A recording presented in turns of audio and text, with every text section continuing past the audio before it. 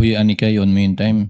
Sa payment of rewards po, yung total is 59,787,000 pesos po. You're referring to page 1 of the December 13 notice of suspension that you prepared. Yes po, Your Honor. Can you total it again for me, please, sir? The payment of rewards po. I totaled it and your total is wrong. Kindly total the figures Ay. that you wrote there. Yes sir, it was a typo error po. 69,787,000 pesos. Ang dami namang nagkamaling numero doon. From 59,787, ang tamang total is 69,837. Yes po, Your Honor. But the figure you mentioned earlier was what was written here.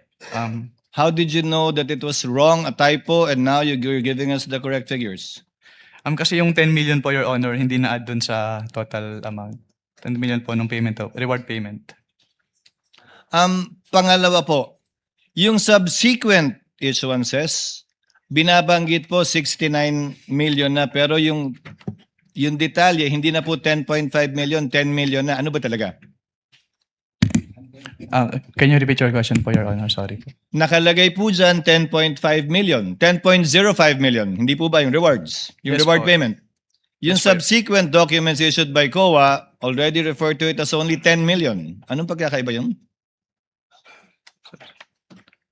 What subsequent document po, Your Honor, yung tinutukoy niyo? I'm referring to the notice of disallowance later on and the documents mentioned also in subsequent articles, in subsequent documents. Wala na po akong personal knowledge about the notice of disallowance po, Your Honor. So ba't na-correct yun? Yung 10 million, yung 10.05 naging 10 million na lang. You wouldn't know?